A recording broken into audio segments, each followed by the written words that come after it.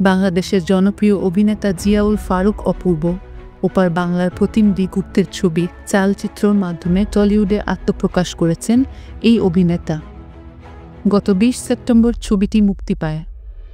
কথা ছিল ছবি মুক্তির সময় কলকাতায় থাকবেন তিনি, চালাবেন প্রচারণা। কিন্তু ভারত বাংলাদেশের পরিবর্তিত কূটনৈতিক পরিস্থিতির কথা সকলেরই জানা, তাই ভারতে যাননি তিনি। অপূর্ব ভিসা না হওয়ার সময়ই বাংলাদেশে অভিনেত্রী পরীমনির ব্যাপারে আশঙ্কা তৈরি হয়েছিল যে তার ছবি মুক্তির সময় একই ঘটনা ঘটতে পারে। অবশেষে তাই হলো। পরীমনি নিজেই বৃহস্পতিবার বিকেলে এক স্ট্যাটাসের মাধ্যমে সে কথা জানিয়েছেন।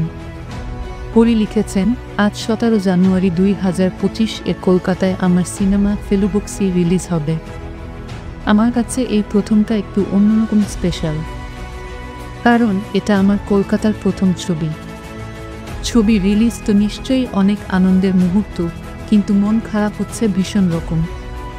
ভিসাটা হলো না। খুব মিস করছি আমার ফেলুবক্সি টিমের সবাইকে। কান্না পাচ্ছে আমার। পরী আরও লিখেছেন, ডানা কাটা পরী বলেই আজ উড়ে যেতে পারি না। যাই হোক, কলকাতা আমি যেতে পারিনি, কিন্তু ফেলুবক্সির লাবণ্যকে কলকাতার সবাই দেখতে পাবেন আগামীকাল আপনার কাছের সিনেমা হলে।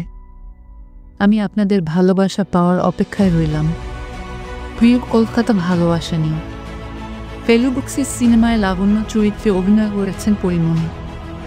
এ সিনেমায় তার বিপরীতে অভিনয় করেছেন কলকাতার জনপ্রিয় অভিনেতা সোহম চক্রবর্তী। আরও আছেন কলকাতার অভিনেত্রী মধুমিতা সরকার। দেবরাজ সিনহা পরিচালিত থ্রিলার ধর্মী এ সিনেমার শুটিং হয়েছে গত বছরের এপ্রিলে। বাংলাদেশে জুলাই মাসের পর থেকে ভারতের সঙ্গে কূটনৈতিক সম্পর্কের বদল ঘটেছে।